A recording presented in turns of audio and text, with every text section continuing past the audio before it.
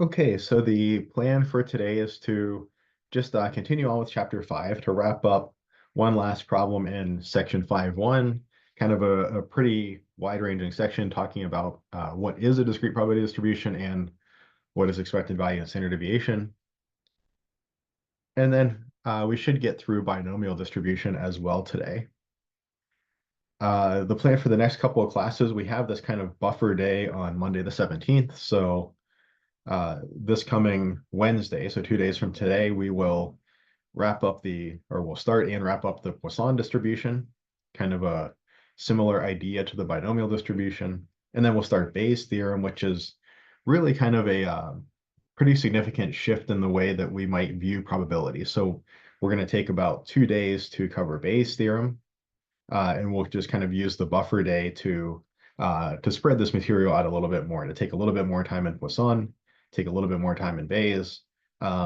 Bayes might spill over into the next Wednesday a little bit, but then we'll get started on chapter 6 on continuous distribution. So that is the plan for the next couple of weeks. The quote of the day today, I think this is one that we've had before, but I feel like around midterms time, this is always a good time to kind of revisit this idea that sometimes our midterm course grade isn't, exactly where we expect it to be or would like it to be, or maybe an exam didn't go as well as we would have liked. So I like to think of this quote by my favorite professor, Dr. Bill Layton from Pitt. Good decisions come with experience, and experience comes from making bad decisions. So focus less on, looking in the rearview mirror, so to speak, but ask yourself, okay, well, if something didn't go to plan, maybe what can I actually do next time to make it work better? If that exam didn't go so well, maybe I could, start studying a little bit earlier, or make a better plan, or stick to the plan a little bit better next time, or something like that. Manage time a little bit better. So look forward. If something in the first half of the semester didn't go so great, look forward and ask how you can remedy that in the second half of the semester. Okay. So just a really quick review of what we covered so far. So we talked about what are discrete probability distributions, and we gave this example, maybe a number rolled on an unfair die. So we're loosening the restriction that the outcomes have to be equally likely. That was kind of the chapter 4 setup. Now we're saying, well, we have 6 outcomes and they're not equally likely. We could maybe kind of force the issue here in a sense. We could kind of imagine, writing the number 1 on 10 pieces of paper, and the number 2 on 10 pieces of paper, and the number 3 on 20 pieces of paper, 4 on 25 pieces of paper, and so on, putting them all in a big bucket and selecting one piece of paper at random. So the individual outcomes, if we think of them as the slips of paper that the numbers are written on, that would kind of fit in chapter 4. But then there's like a whole bunch of, pieces of paper with 4 written on it, and not as many with 1 written on it. So we have to adjust the idea somewhat. We said the criteria were that the outcomes need to be discrete quantitative, and the probabilities have to sum to 1.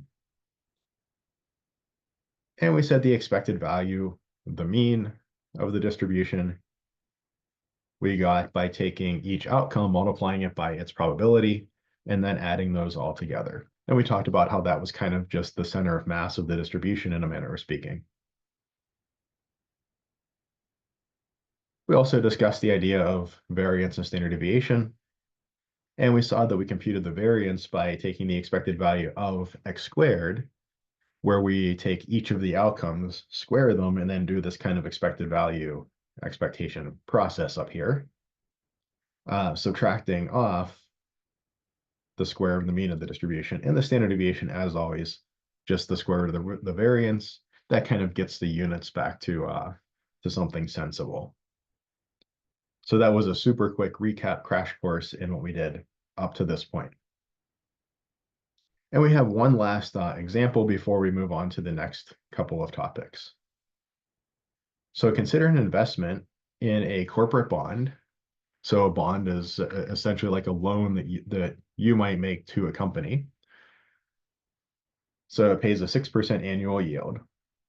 So you might, say, buy a $1,000 face value bond. Roughly speaking, that means that you lend whatever company that is, maybe it's GE, General Electric, you lend them $1,000, and in exchange for lending them that $1,000, they will pay you a certain amount per year. Typically, that's called the coupon payment, and it's twice a year. Well, it's called the coupon payment. It's typically twice a year. So they might pay you 3% 6 months from now, 3% more another 6 months, and so on, until the maturity of the bond, in which case they owe you that $1,000 back.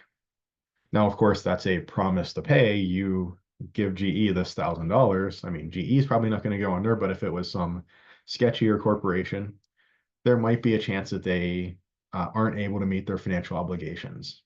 Or maybe these days, if you lend your money to certain governments, they might not be able to meet their financial obligations. So you lend your money to them, and there's a chance that, basically they just pay you your coupon payments as expected. They pay you your $1,000 back at the end of the term, and everything went as you kind of had planned.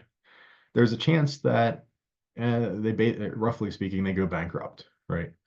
Jo-Ann Fabrics is currently kind of in that situation. So hopefully none of you have money tied up in Jo-Ann Fabrics, either stocks or bonds or whatever. I don't know if they're probably not publicly traded, but my wife likes to sew and do crafts, and so it was kind of like, oh wow, Jo-Ann's going under. And I remember, my mom dragging me there as a kid to get fabric and stuff. So anyway, so sometimes companies go bankrupt and can't meet their financial obligations, and we'll just kind of simplify things and suppose that if they can't meet their financial obligations, if they go bankrupt, we'll just kind of assume we've lost our money. So we lent our $1,000 to this company. They might just not be able to pay it back. That's always a risk. On the other hand, if interest rates, generally speaking, kind of change over this period that we're holding this bond, we might actually be able to sell the bond for a profit that's better than the 6% return that we were expecting. So let's say that our bond is locked in at 6%, and all of a sudden rates go down to 1%. Well, people who are looking to invest money today, they can either invest in the market at 1%, that's not too good, or they could buy my bond that's a locked in, guaranteed, in some sense, 6%. That's a much more favorable investment for them. They'd be willing to pay me more than $1,000, maybe, say, for instance, $1,200, they'd be willing to pay me for my stream of 6% payments when the competing payments are at maybe 1 percentage point or something. Just throwing numbers out here, not saying that that's anything reasonable to happen or that that's today's numbers or anything like that. But the point is that when interest rates in general go down, when the stock market in general is not performing so great, bonds become a more valuable investment, and people are willing to pay a premium over face value for bonds. So we could be looking at a situation where maybe we get lucky and the environment changes in such a way that we can sell our bond on the open market for a 20% profit, doing better than the 6% that we had expected. Now, there's a whole other question about that. Is that a smart thing to do when you have the 6% locked in and people are willing to pay more because there are other good investment options out there? So if you cash in your bond, then you might be stuck there just holding cash and not having a good alternative investment. So that's, certainly not making any general financial advice here, just analyzing this investment. Okay, so that's how bonds work. And as I mentioned here, we estimate there's a 5% chance the company defaults on the bond. In that case, we just assume our return is minus 100%.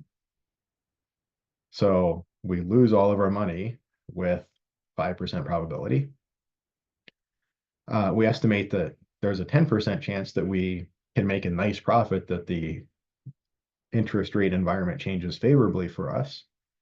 So we earn 20% return 10% of the time, 1 out of 10 years that we make such an investment.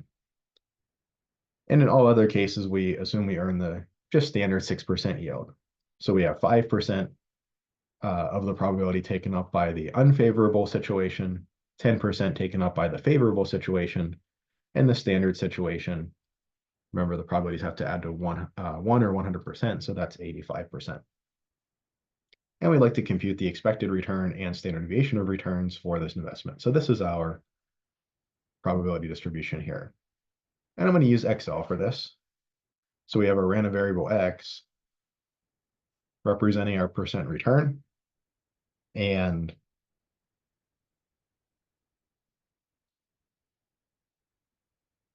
I'm going to choose to represent this as a return as percent. So instead of putting 20% in here, I'm going to put just 20. Or instead of putting plus 6% in here, I'm going to put 6 and then minus 100. Why am I doing that? Well, because if I have percent here and percents here, it's easy for me to get things jumbled up. I'll think of percent as being like a unit that just gets carried through the problem. And then I'll just remember at the end that my expected value that I get and my standard deviation I get, remember they're units of the original data. I'll get some number out of there, and then I'll just stick a percent back onto it. I'll just remember that they're carrying the unit of percent as well. It's perfectly fine to do 0.2, 0.06, and 1.0 here. And just be really careful to keep things straight with what is a return, what is an outcome, versus what is a probability. But when we have percents in our outcomes, sometimes that can get jumbled up with probabilities. Okay, so probability of X is 0.1 for the plus 20 scenario, 0.85 for the plus 6 scenario, and 0.05 for the minus 100 scenario. And this is my kind of revised slightly probability distribution, just taking these outcomes to have a unit of percent. And remember, my expected value, the first thing I want to compute, the way that I get that, I multiply outcomes by probabilities and then add those together. So this is my probability distribution, but let me append a column or a few columns onto it to help me with this calculation. So this column here is one that I'm sticking onto the end. It's not part of the probability distribution, but I'm just kind of building off of it to help me stay a little bit more organized when computing some of these parameters up here. So I want to do equals, because I want Excel to compute something, the product of the cells in columns B and C. And I see 20 times 0.1 is 0.2. That looks right. And I click and drag down. Now I can add these up, equals sum of this column. And this should be pretty familiar. We did this at least once last time. And here's my expected value. And maybe just to make things look a little nicer, I'll kind of right align this little expected value marker and left align the number and put them in bold. So what is my expected value?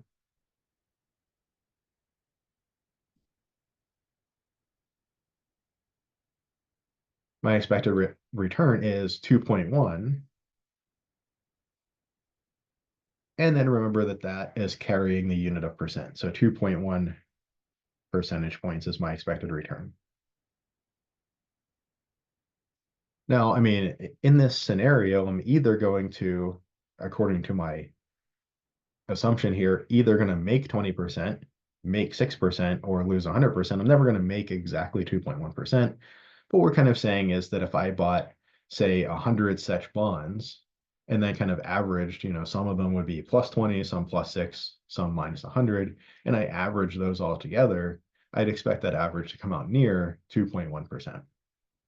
So that's what I mean by this, by the expected value. A little bit of a, I don't know, a little bit of a confusing name to it.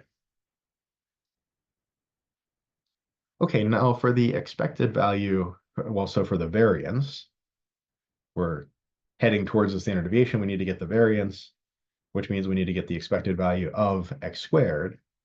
For the expected value of x squared, remember what we do is we square each of the outcomes, multiply by the original probability. We do not square the probabilities. If we squared all the probabilities, they wouldn't add to 1 anymore, and things would get kind of wonky. So we square the outcomes, we keep the original probabilities, we multiply those together, add them together. That gives us expected value of x squared, which is the most challenging part of this whole thing, getting the variance of standard deviation. So let me make a column. Maybe I'll actually color this. What could I color it? Maybe like green. I forget what my color scheme was last time. It was like green and blue, but actually maybe I won't do that because that makes it hard to read. Maybe I will highlight it in green. There, I think that's readable. And then our work on the variance, let's highlight in, let's pick the light blue here. There, kind of like pastel colors, like gearing up for the Easter season and spring and all of that, I suppose. But here's our x squared column, where we're just taking our outcomes, the 20, the 6, and the negative 100, and squaring them. So 20 squares to 400, 6 squares to 36, and 100, well, negative 100 squares to 10,000. And we can kind of imagine that, remember that outlier, that minus 100, we're expecting to be the main contributor to the variance of standard deviation. So we have our outcome squared. We want to multiply by the probabilities now. We want x squared times probability of x. Or in other words, I want to multiply column E times column C, the original probability. 400 times 0.1 is 40. And coming down, we see 40 and 30 is the kind of contribution to the variance, or well, to the expected value of x squared from the first two. And then this minus 100 gives us a contribution of 500, an order of magnitude larger. And again, I can add these up, equal sum of these three, 570.6, and that is equal to the expected value of x squared. That is this thing here. And that's really the hardest calculation of the whole thing, because now I need to subtract off the square of the mean and then square root to get standard deviation. So let's do that over here. So the variance of x, that's going to be equals expected value of x squared, this 570.6, minus 2.1 to the second power, 2.1 squared. So my variance, 566.19, didn't change much because my expected value is pretty close to 0. And my standard deviation, take the square root of 566.19, and that gives me about 24 percentage points. So coming back over here, my standard deviation of returns is about, we'll say 23.8 percentage points. Remember that that unit of percent, we're kind of treating percent like a unit, we're just carrying it through the whole problem. So the variance, 566, would be in units of percent squared. So 566 over 10,000.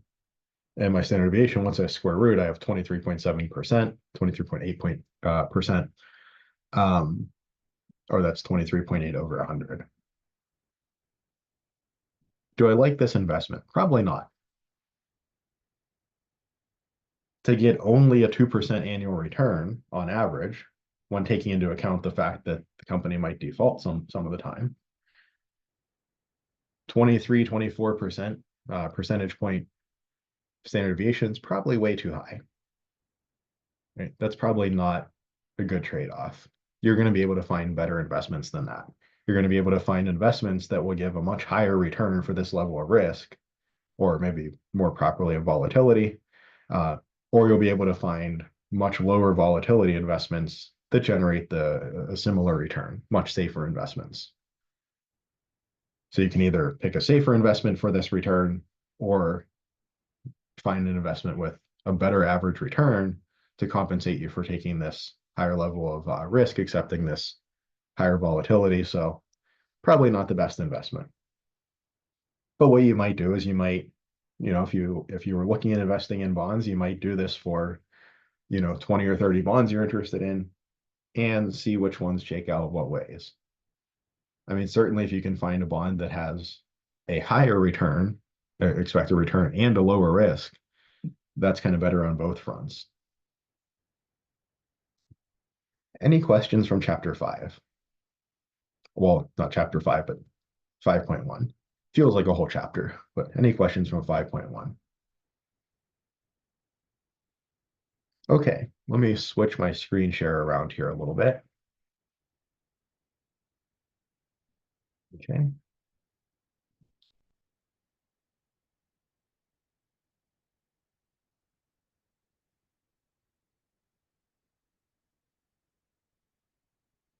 All right, so the next topic is we're going to kind of look back. We introduced a couple of theorems, things like Chebyshev's theorem, the law of large numbers. We're going to take a look at those and actually look at some proofs of those theorems. I think this is good for a couple reasons. One, this is a math course, and we really ought to provide proofs of things that we can prove. And for things that maybe we don't quite have the mathematical chops to prove, we should at least provide evidence in favor of it. So you shouldn't be taking my word on things. You should think, okay, why is this true? You're claiming this is true. Why is it true? But also, I think that going through these proofs really gives us a little more practice with some of this probability idea, some of these probability ideas up here, and it gives us a little bit of an idea of how these concepts from, say, things like chapter 3 are going to merge together with things like chapters 4 through 6 and give us the central limit theorem and, well, not quite give us the central limit theorem, but merge together with the central limit theorem to give us the confidence interval and hypothesis testing setup, which is really where we're headed. So that's where a lot of the value of a course like this is in a lot of applied fields. So things like nursing or psychology or a lot of in medicine, a lot of that is their uses of statistics are very much in the confidence intervals, hypothesis testing side of things. All right, so let's pop over to a different screen here. All right. So we're going to look at two theorems, Chebyshev's theorem and law of large numbers. Now, we can't quite prove the law of large numbers the way we stated it, but we can actually prove something that's pretty darn close. Okay, so let's take a look at Chebyshev's theorem. And just recall that Chebyshev's theorem says the following: assume that the mean and standard deviation are finite and that k is bigger than 0. Then we can say the proportion of data points with value more than k standard deviations away from the mean is at most 1 over k squared. Chebyshev's theorem does kind of a similar thing to the empirical normal rule, the 68, 95, 99.7% rule. But the thing is that the empirical normal rule only applies when we have a distribution that's approximately normal, where Chebyshev's theorem applies all of the time.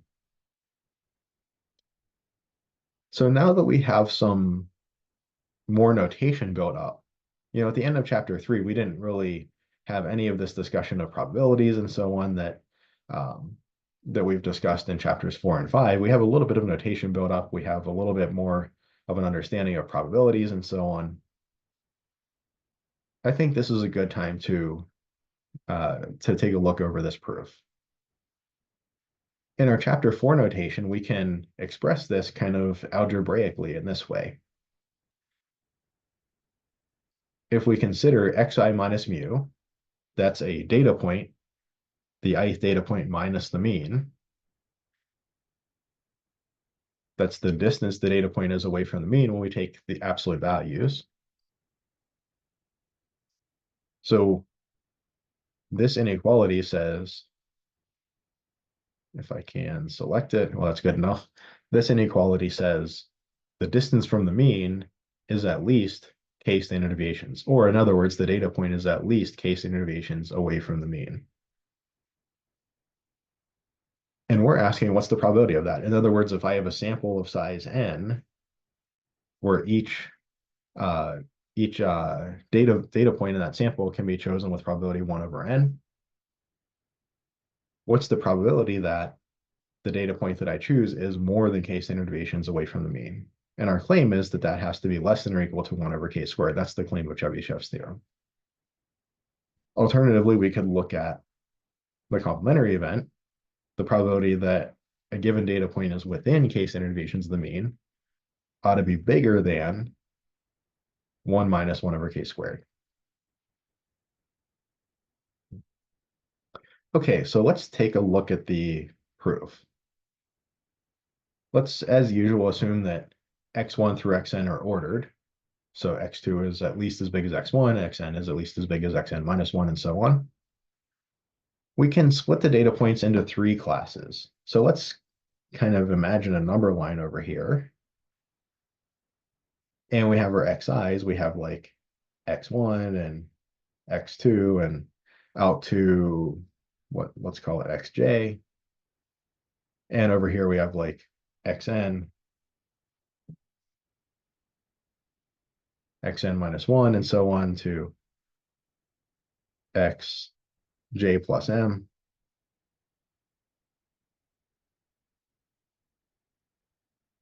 And somewhere in here I have a mean. And then I have a distance that's k standard deviations. This is the distance k sigma, and this is the same distance k sigma. So I notice that this mu plus k sigma and mu minus k sigma gives me kind of some like barriers, some walls that I'm putting up here. And as I'm going through my n data points, some of them will fall to the left of the left wall. It'll be lower than k standard deviations below mu. Some will fall to the right of the upper wall. It'll be those data points like xn and xn minus 1 will be more than k standard deviations above mu. And then some like xj plus 1 up to xj plus m minus 1 will be within k standard deviations of the mean. So this is absolute xi minus mu less than k sigma. So the data points that fall inside of the red walls are within k standard deviations of the mean. The ones that fall to the left are more than k standard deviations below the mean, and the ones that fall to the right are more than k standard deviations above the mean. So the ones outside of the walls on left or right are more than k standard deviations away from the mean. Okay, so let's take a look at this. We're going to switch gears a little bit now. Let's take a look at sigma squared. By definition, sigma squared is kind of the mean squared deviation from the mean, or the expected squared deviation from the mean. So we take our data points, we subtract the mean, we square them, and then we average that. We add them together, we divide by n.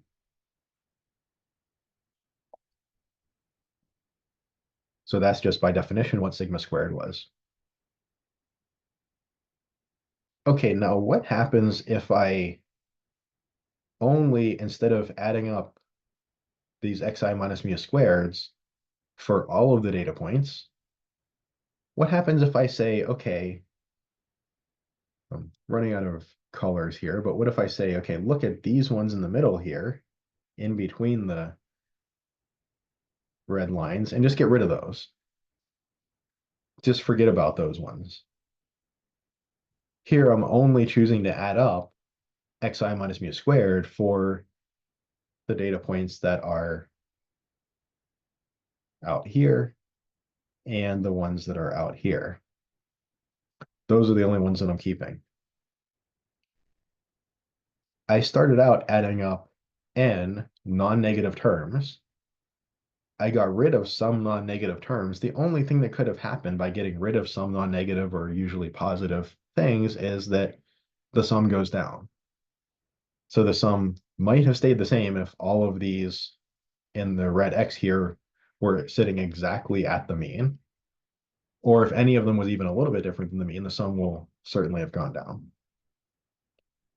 So here I'm just summing up x1 through xj, and then xj plus m through xn, and getting rid of all the ones that are in the middle here that are within k-standard deviations of the mean.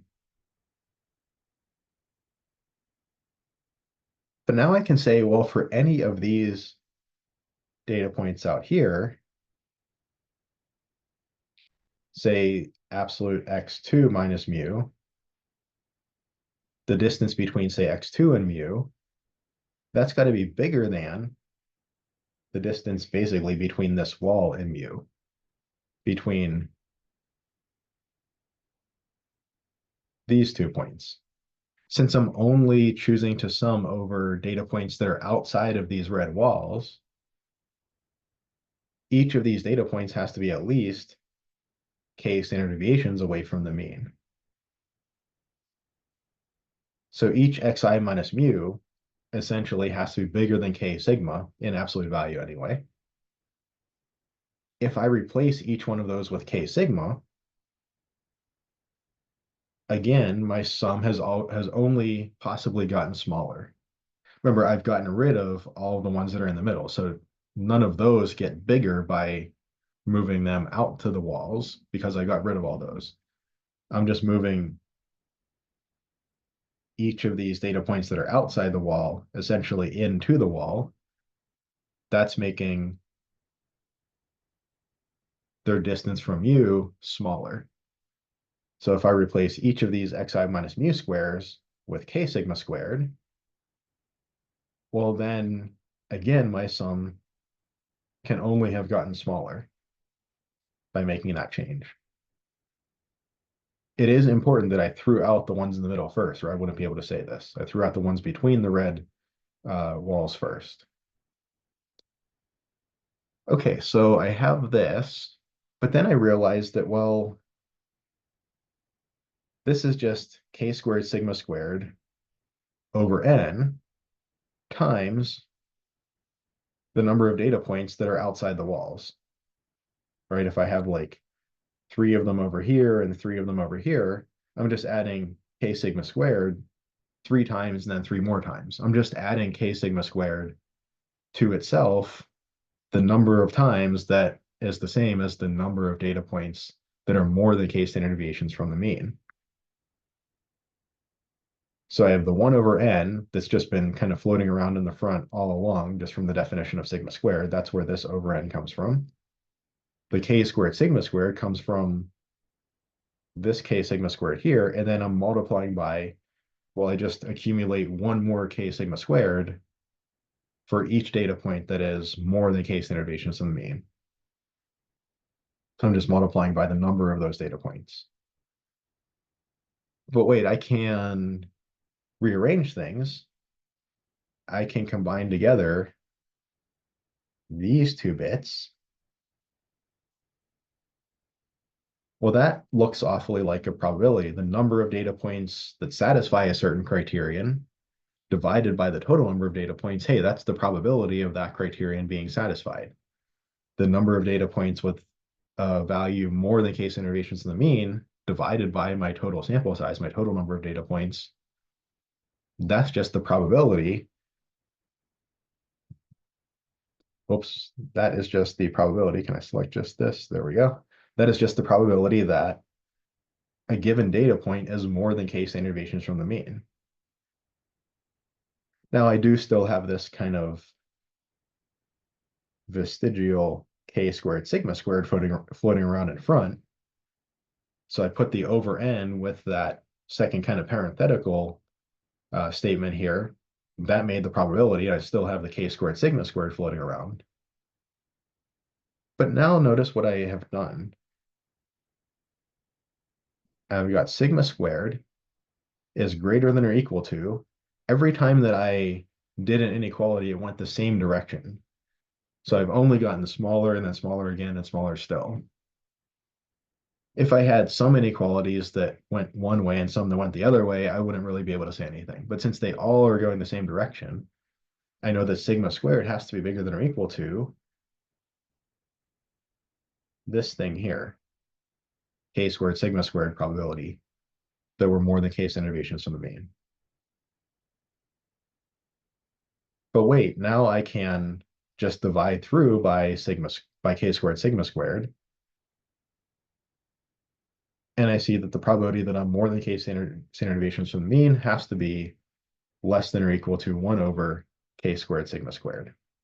My probability is on the side that's the smaller side, so when I flip things around, I flip the inequality so that it's still pointing towards the probability.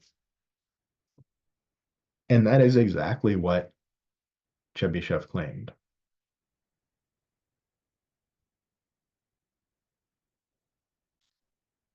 So this was just really a direct application of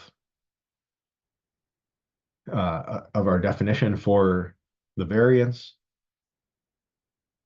and with some kind of creative constructions of different inequalities here. And I think the probability notation and the building up our intuition with probabilities and how it works, I think that helped an awful lot here. Right. I mean, I honestly think that Chebyshev's theorem is a little bit misplaced in chapter 3 because it really kind of is talking about a probability. And I think it's better, you have a better understanding of it after you understand probability a little bit better. After chapter 4 and a little bit of chapter 5, the intuition is there to understand really what Chebyshev is saying. And for that matter, really what the empirical normal rule is saying as well. Okay, so we've proved Chebyshev's theorem, and we've actually proved it very carefully, that this is a legitimate proof of Chebyshev's theorem. Let's come down to the law of large numbers. We're going to have to take a couple of little maybe liberties with proving the law of large numbers. Its proof is quite a bit more complex than Chebyshev's theorem. It has some nuances that that we didn't really, that we're not going into in much detail in this course. But I want to give a little bit of a flavor of what the proof looks like. And there's a really interesting little detail here. At first, it'll seem like we're going to prove something that's not the law of large numbers, but we'll see that what we'll have proven is actually sufficient to get the law of large numbers. This will also bring about a couple of important ideas related to things like variance and its interaction with independence, things like that, some other topics that we have discussed. And interestingly, a little bit of a difference in the way that the central limit theorem is proven. We won't get into a proof of the central limit theorem. That's far too complex, but we'll give some empirical evidence in favor of it.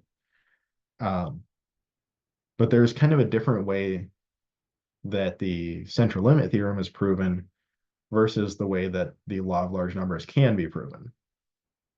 And that kind of, in some loose sense, kind of sets the law of large numbers on firmer footing than the central limit theorem.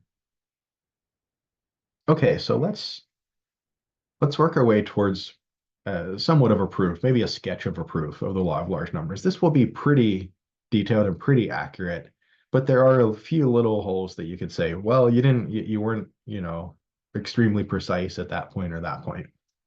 So, but this will be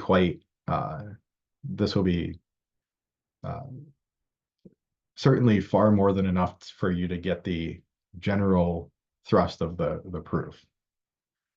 Okay, so what is the law of large numbers? Well, the law of large numbers we saw in chapter 4 said something about frequency distribution. This said that the relative frequency distribution that we get from a sample of size n approaches the true underlying probability distribution, the kind of like chapter 5 idea of probability distribution, as n gets larger. As the sample size gets larger, your sample distribution looks more and more like the population distribution. So let's start by proving what we call the weak law of large numbers. And at first glance, you say this doesn't seem like anything related to the same thing, but that's what we're going to handle in chapter in part B down here. So the weak law of large numbers says that the sample mean approaches the population mean as our sample size gets larger and larger. As n goes to infinity, as our sample size goes to infinity, taking samples with replacement, we're imagining here, then the sample mean approaches the population mean. It'll get closer and closer to the population mean. So one nice thing the weak law of large numbers does is it kind of, in some sense says that what we were doing in chapter 3 isn't silly, right? This idea of taking a sample, computing a sample mean, and then using that as an estimate of the population mean, at least that's not an objectively kind of silly thing to do. If we take a large enough sample, we should get pretty close to the population mean. Okay, so let's make some assumptions. Let's assume that x1 through xn are independent. Suppose also that they're identically distributed random variables. This means that we are sampling with replacement. Remember, if we sample without replacement, we run into some problems. Like you think of the deck of cards. If I pick out a card and then pick out a second card while I keep the first one in my hand, the second draw isn't really the same as the first one. If I, for certain, for sure, if I drew an ace of hearts on the first draw, I can't draw an ace of hearts in the second as well if I don't replace it. So we're assuming identically distributed. Roughly speaking, we're kind of selecting with replacement. If I, take a look at my population and pick one individual for my sample, I'm putting them back and I can choose them again. We're assuming we have a finite mean mu and a finite variance sigma squared. And this is what we need to show. This is kind of it's actually quite a technical statement. We need to show that for all positive numbers, here we have the Greek letter epsilon. So when we see epsilons or deltas, these lowercase Greek letters, oftentimes we're thinking of small positive numbers. So for any positive number, no matter how small it is, we want to show that the probability that the difference between the sample mean of size n and the population mean being bigger than that small number goes to 0 as n goes to infinity. So what I want to show is that if you give me a small positive number like 0.1, say 0.1, I want to show that the probability that I get a sample of size n whose sample mean is more than 0.1 away from the population mean, I want to show that that probability gets smaller and smaller and smaller, gets closer and closer to 0 as n goes to infinity. So as my sample size gets larger, I want the probability that I generate a sample more than 0.1, whose sample mean is more than 0.1 away from the population mean, to go to 0. Or if you pick the smaller number, 0.01, or 10 to the minus 10, whatever number you pick for epsilon, no matter how small positive it is, I want it to be true that the probability that my sample mean and my population mean deviate by more than that amount goes to 0 as n goes to infinity. Now, implicitly, I understand that the smaller the number you pick for epsilon, the closer that you want the sample mean to be to the population mean, probably the bigger n I'm going to have to use to be quite confident of that. And that's really where confidence intervals comes in. It says, well, at what point am I basically sufficiently happy that something like this is true? So that's really the tie into chapter 7 and also the tie into chapter 8. But here we're just looking at limiting as n goes to infinity as sample size gets larger and larger without bound. Can we, roughly speaking, make the sample mean arbitrarily close to the population mean? That's what we're looking to prove here. So let's take our random variable x to be x bar n. What am I really saying here? Let's think about this for a second. If I were to take a sample from a population of size n, I take that sample, I get these n data points, and I take their mean x bar n. I get a number for that. But if I were to take another random sample of size n from that population, same size, I'd probably get a different sample. I'd probably get different data points and different values. And when I computed that x bar n, I would get a different number.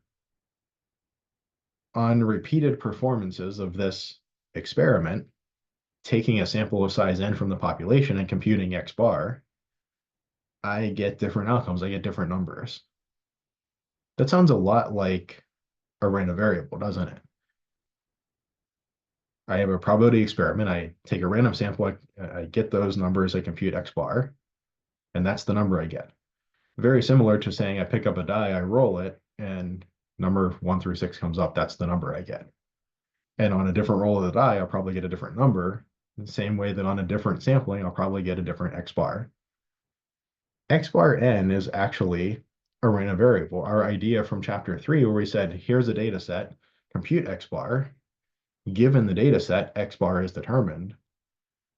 But that data set came from a random sample. If I zoom out a little bit and look at the whole process, take a random sample and then compute x bar is actually random. It's dependent on which random sample I got. X bar is actually a random variable. So let's let x bar n be a random variable. We note that the expected value, so x bar n is a random variable, it has things like a distribution, it has an expected value, it has a variance. The expected value of this random variable x bar n, well, what is x bar n? It's the average of a bunch of individual data points. It's x1 through xn added together times 1 over n. But remember from a previous class, we said if I have the expected value of a constant times a random variable, that constant can come outside of the expected value. And if I have the expected value of the sum of two random variables, that's the sum of the expected values. The expected value was linear in this way. I can pull the 1 over n out. I can break the expected values apart. And then I just say, well, what is expected value of x1? Well, that is just the expected value for drawing one data point from the population. That's just the expected value of the population. That's just mu. This is also mu. Each of these is mu. I just have mu added to itself n times. What's 1 over n times n mu? That's just mu. So the expected value of the sample mean is actually mu, the population mean. That's another really good thing for chapter 3, right? Kind of on average, my sample mean will give me the population mean. That means it's unbiased. That's a nice thing to have. It's unbiased, and what we're trying to prove is that it actually does approach the population mean. One little note, we can be unbiased, but not have this be true. We could come up with a silly example where maybe we have an estimator and an x bar calculation where half of the time it just gives us mu minus 1 and the other half of the time it gives us mu plus 1. Kind of on average, we always hit mu, or sorry, on average, we're at mu. But no matter what how big the sample is, I'm always exactly 1 unit away from mu. It's like, if I'm shooting at a target, it's not like I'm getting more and more and more accurate the more tries I have in some loose sense. But that's kind of what we're saying here, is our accuracy is improving in some loose sense. But unbiasedness just says kind of on average, I hit the bullseye. But I could, on average, hit the bullseye by hitting way left half the time and way right half the time. I still kind of on average hit the bullseye, but I'm really nowhere near the bullseye. This says that I'm unbiased. And what we're trying to prove now is that we also kind of get more and more accurate as sample size improves. Okay, so we got this bit here that the average of the random variable x bar n is mu. That's nice. What's the variance of x bar n? Well, that's the variance of this thing. Remember that the variance of a number times a random variable, the number can come out of the variance, but it gets squared. That doesn't surprise us because variance, you know, associated with square units and things, we might expect this. So you get 1 over n squared times the variance of the sum. How does the variance of a sum work? Well, we're going to look, we have a little detail down here in part C that we'll wrap up later, but for right now, we'll just say if we have independence between our variables, x1 through xn, in other words, so this independent identically distributed here kind of means that we're like choosing with replacement, then our variance can split the sums apart as well. So the variance of the sum is the sum of the variances. But then I just have the variance of the population added to itself n times, that's n sigma squared, times 1 over n squared. That's actually sigma squared over n.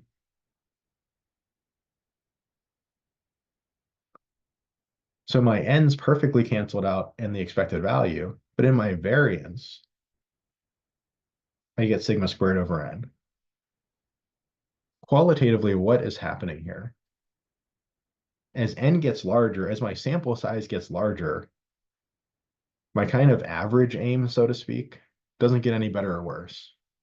I'm kind of always on average hitting mu. But when n is small, my accuracy isn't very good. Sometimes I'm way off to the left, sometimes I'm way off to the right, sometimes I hit right on the bullseye. I'm kind of all over the place, but average, I hit a bullseye. But as n gets larger, well, my variance decreases, sigma squared over n. If I put a larger number in the denominator, the variance goes down, and I get more and more accurate in a sense, right? If n is 1,000 instead of 10, then like I'm hitting pretty close to the bullseye most of the time. Still on average right at the bullseye, but always pretty close.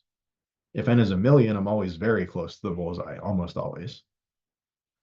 That's really what's happening here is as n heads to infinity, this variance heads to 0. My ability to deviate from the mean, from the bullseye, goes to 0. That was a qualitative statement. Can we prove this carefully? So recall Chebyshev's theorem. We didn't cover Chebyshev for no reason. Well, Chebyshev's theorem says from up here, the probability where more than k standard deviations from the mean is less than or equal to 1 over k squared. So the probability that our random variable, or in this case, x bar n, is more than k of its standard deviations from the mean, we'll call that sigma x bar, is less than or equal to 1 over k squared. That's just exactly what Chebyshev says about this random variable, the sample mean. Now I see that this probability that I want to say something about, and this probability that Chebyshev says something about, it looks pretty much the same. Probability that the deviation of the sample mean from the population mean is bigger than or equal to something. Well, if I make those somethings the same, if I just choose k so that k sigma x bar is equal to epsilon, that tells me I have to choose k to be epsilon over sigma. Or k squared is going to be epsilon squared over sigma squared, the variance, epsilon squared over the variance, or 1 over k squared is going to be the variance over epsilon squared.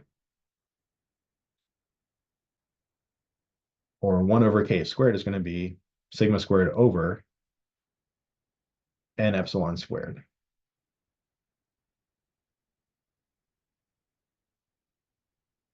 Here I'm using variance of x bar, sigma squared of x bar. I think I didn't say my x bar there. I was just saying variance. I got lazy. But here is my sigma squared x bar, the variance of x bar. It is the population variance, the variance of a single data point over n. So that's this variance of x bar is turning into the population variance over n from this formula. Yeah. Let me zoom that in a little bit so you can see a little bit better if it's on a small screen. So what does Chebyshev say? Chebyshev says the probability that our sample mean for a sample of size n is more than epsilon units away from mu for any positive epsilon. Right, k has to be bigger than 0 for Chebyshev to work, so epsilon has to be bigger than 0. That's less than or equal to sigma squared over n epsilon squared. But wait, as n increases, sigma squared, the population variance doesn't change. Just the variance of an individual data point chosen from the population, that doesn't change. Epsilon squared doesn't change. You pick epsilon, but it's fixed once you pick it. If you pick it to be 0.01, that's what it is, and then we proceed from there. The only thing changing is n, and n is in the bottom.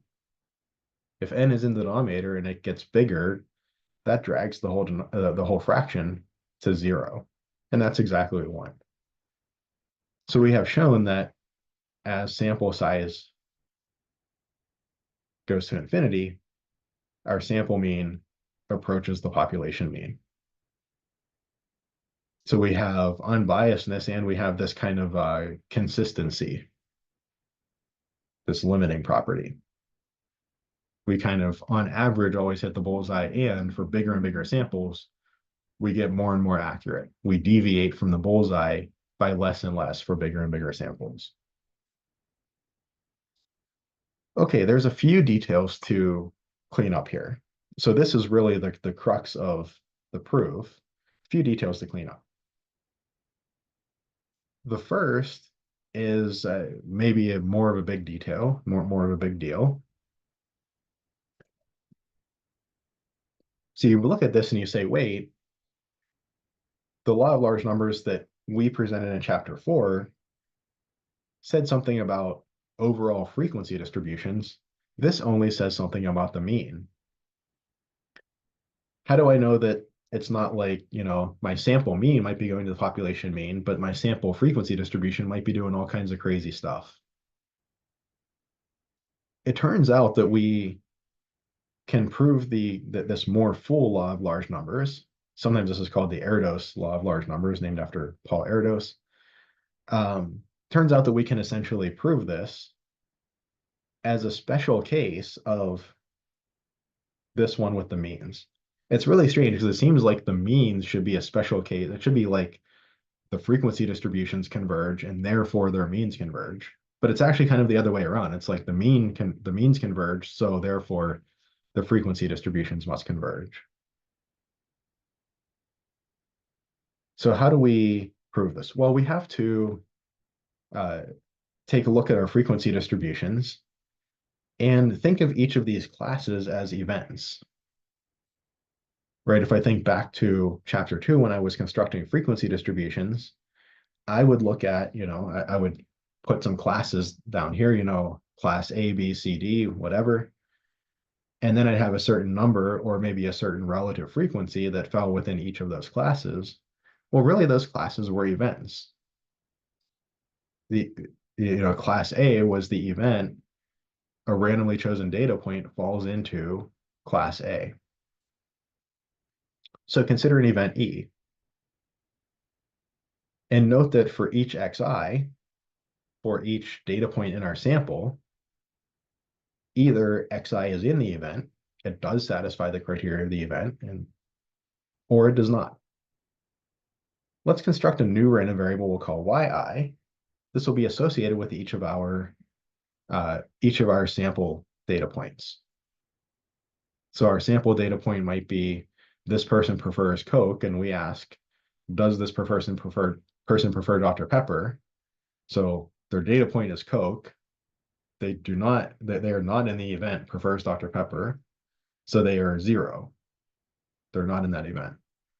Somebody else answers prefers Dr. Pepper. Our event is, do they prefer Dr. Pepper? Yes, they do. They are in the event. So their associated number would be 1 if their data point does satisfy the event. Then what can we say? The number of xi is the number of data points that satisfy the event is simply the sum y1 through yn. Because I'm just adding 1 each time that an x is in the event, and I'm adding 0 each time an x is not. So I can just add up all of these y's for all of my data points 1 through n, and that gives me the number of xi in the event. What's the probability of being in the event? That's the number of x's in the event over n. So the probability of an event is the sum of the y's over n. But hey, wait, that's exactly y bar n. So my sample estimate for the probability of being in an event, or another way of saying that is the probability of being in a certain class in a frequency distribution. My sample probability is just a mean, just y bar n, a sample mean of this different variable. And by the law of large numbers, that has to approach the population parameter associated with that, or the population probability of being in the event. If we have a discrete probability distribution and we consider E1, E2, et cetera, to be the outcomes of X, or just basically the classes, then we get exactly what we set up here. One important thing to note is if we're dealing with continuous distributions, this gets much, much more complex. So when we jump into chapter 6, to prove something like this would be much more of a headache. But in the discrete world, and especially if we're in the discrete world where we have finitely many outcomes, which is really implicitly what we're restricting ourselves to here, this is, that this is a fairly solid proof of the law of large numbers. All right, one more note. Something that was doing a lot of heavy lifting here was this idea that by independence, we were able to split the variance of the sum into the sum of the variances. That's really what got us the sigma squared over n, and this idea that kind of as n increases, as the sample size increases, we get more and more accurate, our variance goes down. That was really what was doing the heavy lifting, is this step here. And I kind of just completely glossed over it, right? So let's revisit that. Let's tighten that up, because that is a really important point. That's not just some little technical detail. That's really what was doing a lot of the important work here. Certainly not all the work, but a lot of the important work. Okay, so let's take a look at this variance of x bar n. And in particular, we're just going to look at the variance of the sum of two variables. What I want to show is that if two variables are independent, the variance of their sum is the sum of their variances. I want to show this for two variables, and then you can imagine that it translates to n variables pretty easily, right? We saw examples with the multiplication and addition rules where in their special cases, we could generalize to multiple events from just two events with really no problem at all. It was just a question of kind of you just handle one event by itself and then make all of the other events kind of its own second event and then split them off one at a time like that. Okay, so this is a little bit algebra heavy. It's a little bit detailed, but I think it is good to go through some of this stuff every once in a while and to kind of see how this works. This is kind of like looking under the hood. All right, so what is variance of x plus y? Well, the variance of anything is that thing minus its mean all squared. So that's x plus y minus the mean of x plus y, or in other words, the expected value of x plus y, all squared.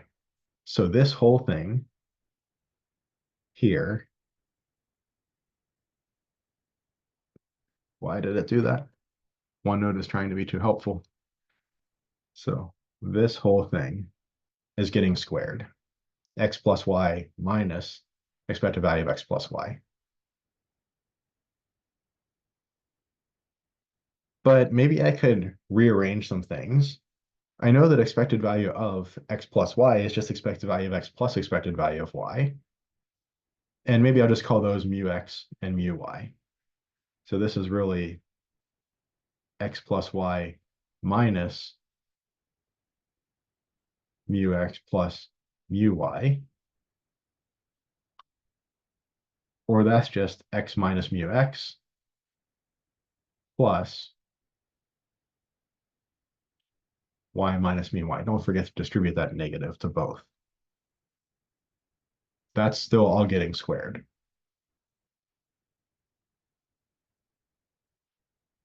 Okay, but here I have what amounts to like expected value of a plus b all squared. But if I square that out, that's going to be a squared plus 2ab plus b squared. Don't forget about that cross term. Or that's going to be x minus mu x squared. Remember, expected value breaks sums apart, so I can make this expected value of x, did I say x plus mu x? I meant x minus mu x. Expected value of x minus mu x, that's the first thing getting squared here, that's squared, plus, we'll say b squared next, plus expected value of y minus mu y squared. And then I have this cross term. Remember, the 2 is a constant. It can come out of the expected value. So plus 2 times expected value of x minus mu x, y minus mu y. And I noticed that expected value of x minus mu x all squared is exactly the variance of x. That feels like a win.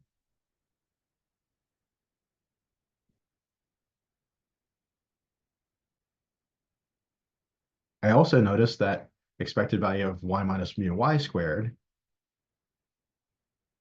that is exactly the variance of y. Those were just the definitions of those two. But then, kind of unfortunately, I have this extra stuff from the cross term. If we had done our algebra wrong and forgot about the cross term, we wouldn't have to do any of this. Just think about that, huh? But unfortunately, if our algebra was wrong, we might not get the right answer at the end. So we were careful to do our algebra right. That yielded this cross term. And what do I do with this? It's certainly not obvious that this stuff should be 0.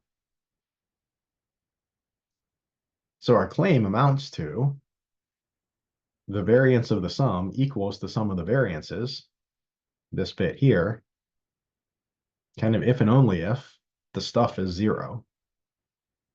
So my claim is that this stuff is 0 if x and y are independent.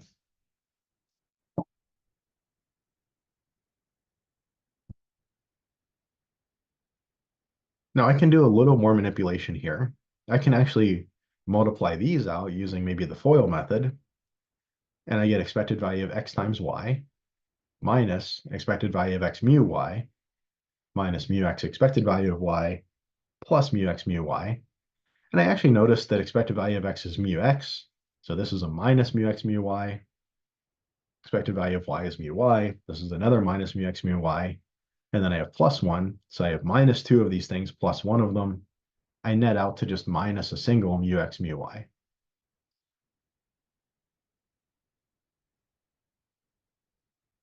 So I note that this big complicated thing here equals 0 is equivalent to saying that this thing equals 0. Or in other words, that's equivalent to saying, so this claim is equivalent to saying expected value of xy equals mu x mu y.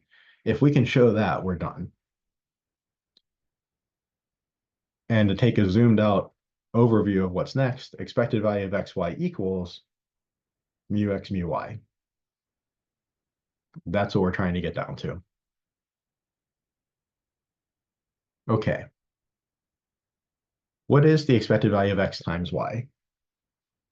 This is where we're going to be a little bit hand wavy, but I want us to imagine just for a minute here that I have two variables. I have x that can have outcomes, let's say x1, x2, and x3, and y can have outcomes maybe y1 or y2. then what can the product of x and y be if I multiply x and y together? I could have like x1 times y1, or I could have x1, y2,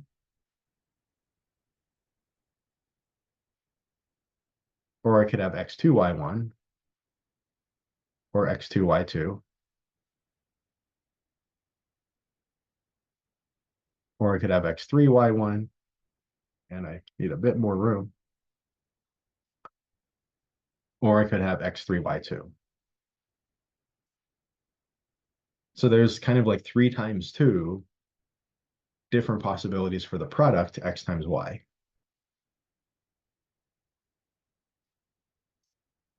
These are different outcomes for the variable xy. What's the probability of each of these?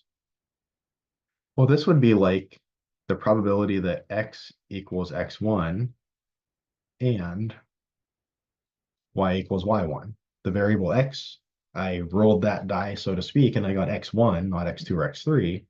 And the variable y, in a loose manner of speaking, I rolled that die, I performed that probability experiment, and I got y1 and not y2. Or this one here would be like probability x equals x2 and y equals y1, right? X has to be x2 and y has to be y1 in order for me to get this product x2 times y1. This is what's called a joint distribution. And it can be a little bit complicated. There are more complications that come about if you really investigate these, but we only need really this basic understanding of how the probability distribution is structured to evaluate the expected value. Because I need to take each of these outcomes multiplied by their probabilities and then add them together. That's how an expected value works. Outcomes times probabilities, add them together. So I have like x1 times y1, that's the outcome, times probability x equals x1 and y equals y1. Or I could get x2 multiplied by y1, or xn multiplied by y1. So maybe there's n outcomes for x, and maybe m outcomes for y. So I go all the way down to x1 times ym, and actually all the way down to xn times ym. I have one term for each pairing, x1 through xn, and y1 through ym. There's a total of n times m terms. But here is where I'm screaming to use independence. I get to assume independence. And independence makes each of these probabilities, well, each of these probabilities, way simpler. Because remember, if I have independence, my multiplication rule says probability of A and B is just probability of A times probability of B. The and basically just splits into a multiplication.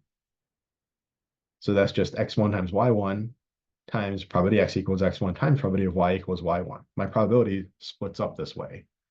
I don't have to evaluate these two variables in a way where they're interconnected. I can split the evaluation apart and evaluate one versus the other one. And I do that for all of these probabilities. Here I've just kind of shortened it to probability x2, probability of y1, probability xn, probability of y1, and so on. And wait, in the first row, I notice there's a common factor of y1 and a common factor of probability of y1 in every single one of these terms in the first row. I can factor out y1 times probability of y1, and I'm left with what? x1 probability x1 plus x2 probability x2, and so on. I could do something similar in row 2 by factoring out y2 probability of y2. Oops, I've messed up my here, let me try to recover this. We've messed up my picture here. Oh, and give me 1 second to move this around. I think that's going to be a little, oh no, okay, that worked well.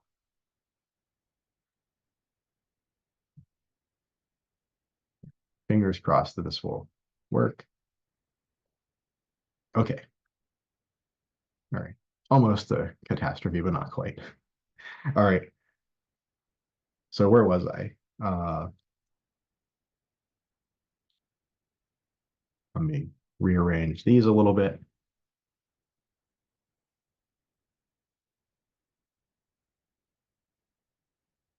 Then we can, geez, I can't get anything to cooperate. There we go.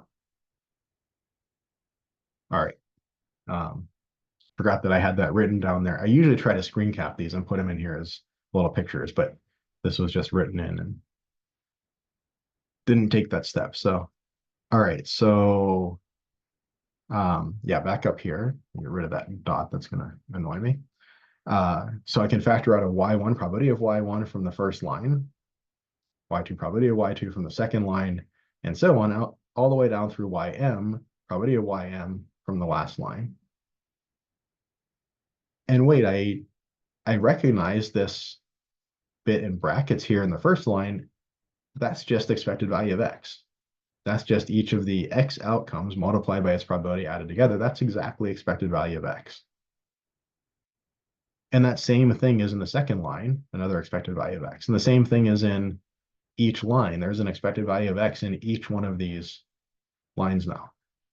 But wait, this is just y1 probability of y1 plus y2 probability of y2 and so on, all times expected value of x. But this bit is just expected value of y. That's just expected value of y times expected value of x, which is just mu x, mu y. We lean very heavily on independence here to be able to split apart these probabilities.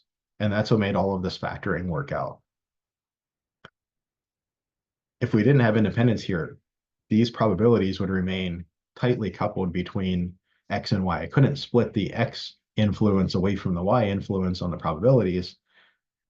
And I really want to be able to move forward here. But because of independence, that let me decouple everything, the influence from the x and the influence from the y, factor everything out. And then it was just some messy algebra, but just algebra nonetheless, to get the result that the expected value of xy equals mu x, mu y. So their difference is 0. So this complicated thing is 0, which means that if we are independent, the variance of the sum is the sum of the variance because this stuff is 0.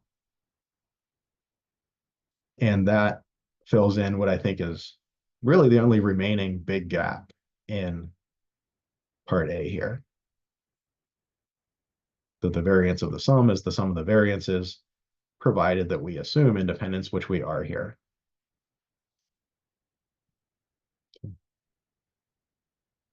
And practically speaking, what independence would mean is that if we choose, individual 367 on the first choice, and we put them back, we're not any more or less likely to choose individual 367 for the next choice or any other individual.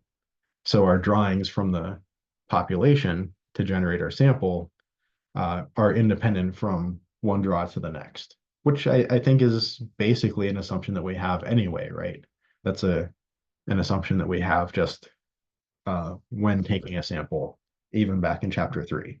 We didn't really explicitly say it, but it was an implicit assumption. Okay, and an interesting little kind of technical note. So we call this the weak law of large numbers. That kind of suggests that there's probably a strong law of large numbers, and there is. Why is this one weak? Well, the strong law of large numbers says the same thing. It says that the sample mean goes to the population mean, but the type of convergence is a bit different. So let's take a look at something that might introduce a bit of a paradox. It might make you think, wait, how can this be true? Oh, I have my email still up. I didn't close it and it's dinging. Let's close that. All right. Okay, so let's look at a little example here. Let's suppose that I have a distribution where my outcomes are 0 with probability 1 minus 1 over n, or n with probability 1 over n. In this distribution, my mean is 1, right? 0 times 1 minus 1 over n is 0. n times 1 over n is 1, 0 plus 1 is 1. My mean is always 1. If n is a small number like 2 or 3, I have 2 times 1 half or 3 times 1/3. I have less weight, but it has like a longer lever on it. The amount of weight and the size of the lever perfectly just balance each other out, and it always balances at position 1. If I ask, what does this distribution look like as n goes to infinity? Well, as n goes to infinity, this I end up getting 0 with probability, well, 1 minus 0 would be probability 1. I end up getting 0 all the time with 100% probability, and everything else, well, nothing else has any probability. Everything else is just probability 0. So my mean ends up being 0. My one distribution converges to the other, but my means actually don't converge, right? The mean over here is 1, no matter what n is. But if I take the limit as n goes to infinity, then kind of at infinity, loosely speaking, the mean is 0. I have a disagreement there. So this idea of convergence and distribution, where kind of the distribution 0n with these probabilities converges to the distribution just all of the mass being at 0, it's weaker than convergence of probability. In other words, if you have this mode of convergence that's called convergence of probability, then you also must converge in distribution, but not the other way around. We see that the means don't converge even though the distributions do. And that is weaker than convergence called almost surely. So there are different modes of convergence. When I say that one thing approaches another thing as the sample size gets larger, what do I mean by that? I mean slightly different things. And it's an important nuance. It's sometimes an important nuance. The central limit theorem actually uses a fairly weak version of convergence. So that's something, to note. But that's where we get the strong versus weak law of large numbers, is the type of convergence. Okay, so let's jump back to chapter 5. So that was basically just kind of tying up some mathematical loose ends, and I hope giving a little bit of insight into what the mathematics behind all of this is. You won't have to replicate any of this stuff that we talked about in the proof section, like on an exam or homework or anything like that. But I think that some insights like this are important so you can see how this stuff actually works, right? So you can see what it looks like under the hood. I mean, if you can pop the hood and, even just change your oil and add some windshield washer fluid, like that gives you a much better understanding of the car. You don't have to be a mechanic. You don't have to be able to build an engine, but you have a much better understanding of the car if you're able to pop the hood and do a couple of small things, or even kind of understand what somebody else is doing for a couple of small things. Um, so I think that's kind of the benefit of that. We also touched on several different topics and aspects that we're going to see come up again in chapter 6 in the central limit theorem. So things like, why is the mean of x bar mu, or why is the variance of x bar the variance of the population over n? So those ideas will come up in the future, and they are very important. And I think going through the details, which was a lot of the technical details, to establish those really on firm ground, I think is also pretty useful. Okay. So let's start into binomial distribution. I don't know how far we'll get. We have about 15 minutes left, so we might finish up binomial distribution next time, talk about Poisson distribution, and then start Bayes. Okay, so 5.1, we talked about discrete probability distributions, and we gave an example like this one here. A number rolled in an unfair die where I have certain outcomes associated with certain probabilities, generally not equally likely. Now, this is just kind of a distribution that doesn't have really much rhyme or reason to it. when we wanted to, say, compute the expected value for this, we used this formula. When we wanted the standard deviation, we used these formulas. But we saw that was quite a bit of work, even for just 6 outcomes where the numbers 1 through 6 are pretty nice numbers. My outcomes weren't like 1.07 or like, 6 million or something like that. Things that would get really annoying, especially when I squared them. But these were pretty nice outcomes, and we saw that that was a good bit of work. We even, we just lean on Excel to do the variance of standard deviation, but that was a good bit of work, even for just a fairly simple distribution like this. So there are some distributions that we might call something like canonical distributions. What's the goal of a canonical distribution? The goal of a canonical distribution is to say, can I think of some examples where I can see that distributions of a certain type that fall into a certain class or category, in other words, that fit certain assumptions, that they all are kind of, in a sense, similar to each other. Maybe if I can come up with some distributions like this, I can say, okay, for all distributions in this class, can I compute their expected value? Or can I compute their standard deviation in general?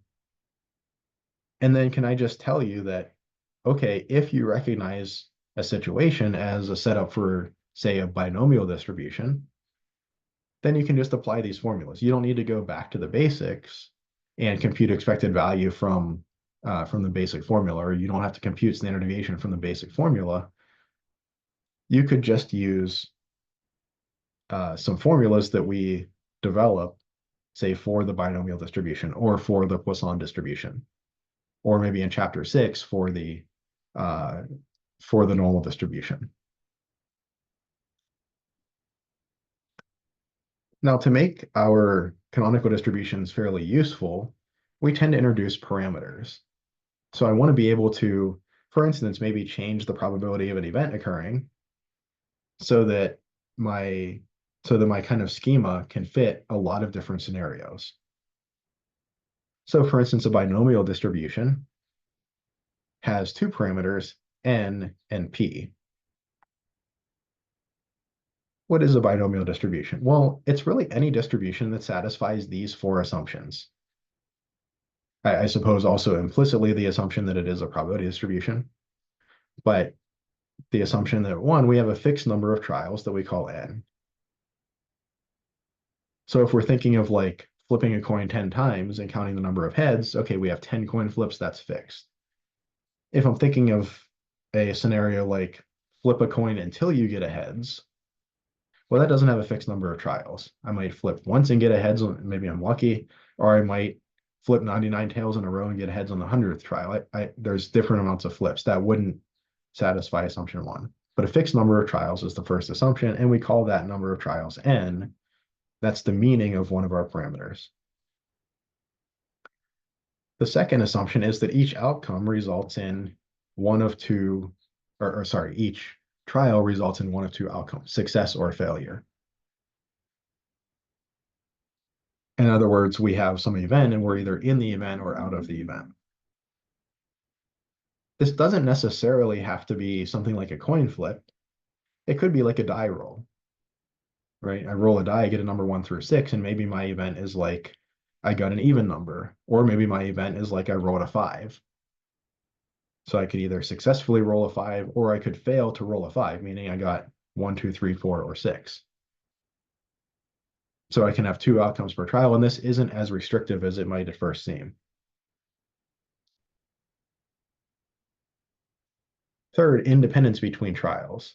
The success or failure on any given trial doesn't affect the likelihood of success in any future trial, or any other trial for that matter, any past trial, I suppose, if we don't ascribe to a linear passing of time. And then fourth, that the probability of success stays constant for all trials. So if we're flipping a coin, we're imagining flipping the same coin or an identical coin over and over. It's not like we have a whole bunch of coins, some of which are unbalanced, then we're picking randomly and flipping them. We have the same probability of success for all trials. So the binomial distribution only really has two parameters, n and p. Often we use a third variable to represent probability of failure, but probability of failure is always just 1 minus p, so we don't strictly need this third variable. It's not like an independent variable in the sense that it could be chosen any way you want, but often we refer to q, which is 1 minus p, the probability of failure. And if we take our random variable to be the number of successes on n trials, and if these four assumptions are satisfied, then we say that x is binomial, that the random variable x is distributed as a binomial distribution with parameters n and p. N being the number of trials, p being the probability of success per trial. So let's start by finding a general formula for the probability that x equals k. So I kind of imagine here that I have, let's say maybe I have 5 flips of a coin. If x is the number of heads, I could get 0, 1, 2, 3, 4, or 5 heads on 5 flips of a coin. And I suppose to be consistent, I probably should be a little more careful with my notation. These would be like k, and then I have probability x equals k. I want to figure out what these probabilities are for a given p, a given probability of heads on each flip. So that is my goal here. And I don't want to just stick with 5 flips. I want to allow n flips as well. You might realize that this is actually kind of a tricky problem, right? It's not just equally likely, or it's not, even if p was 50-50, it's not just equally likely, because there's like only one way for me to get 0 heads on 5 flips. So I've got to get tails, tails, tails, tails, tails. But to get, say, 2 heads on 5 flips, I could get like heads, heads, tails, tails, tails. I could get tails, tails, tails, heads, heads. I could get tails, heads, tails, heads, tails. There's actually a bunch of different ways that I could get, say, 2 heads on 5 flips. But there's only one way I could get 0 heads on 5 flips. So don't oversimplify the problem. All right. So that just gives some context to kind of what we are trying to do, and also in what ways we can't oversimplify the problem. So one thing that we note is we're looking for a sequence of k successes and n trials. So that means there has to be k successes and n minus k failures, right? That's what probability, or that's what the event x equals k means, that there were exactly k successes and therefore n minus k failures. But these are independent. So if I say something like, the probability of success on flip 1, or success on trial 1 and success on trial 2 and out through success on trial k, and failure on trial k plus 1 and failure on trial out to failure on trial n, those are just all ands, but everything is independent. So my multiplication rule for independent events kicks in, and that just becomes probability of success on trial 1 and probability of success on trial 2 and so on. But each of those are just the overall either probability of success or probability of failure. I have k instances of success, each of which occurs with probability p, and n minus k instances of failure, each of which occurs with probability q. So that sequence of k successes and n minus k failures occurs with probability p to the power k times q to the power n minus k. But how many of those sequences are there? There might only be one of those sequences, or there might be a whole bunch of them. So we need to decide which k trials, or we need to decide the k trials for which we got a success, and we're picking that from n possible trials.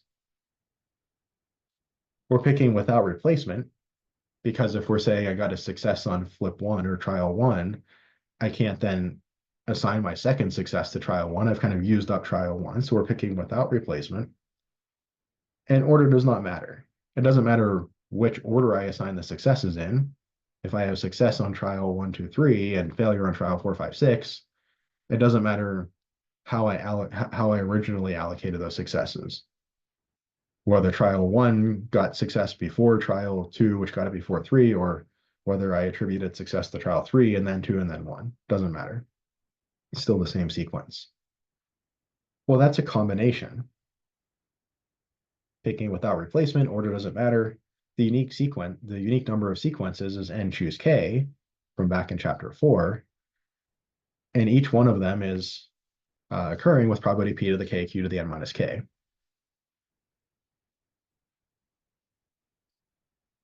So this is the probability of getting exactly k successes in n trials for a binomial distribution with parameters n and p. It's n choose k, p to the k, q to the n minus k. So this is a formula, right? If you tell me what p is and what n is, I can set up a probability distribution chart.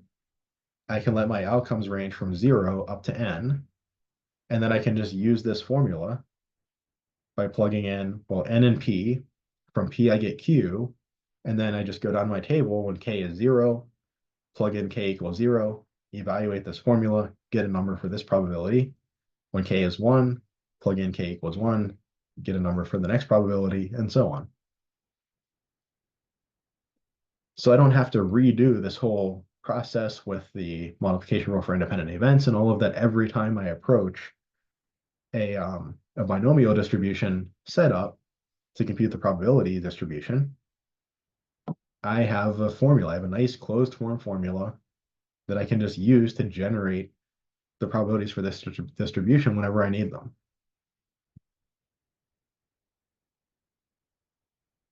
Okay, next time we're going to work through and work on finding the expected value and the variance of standard deviation of such a distribution.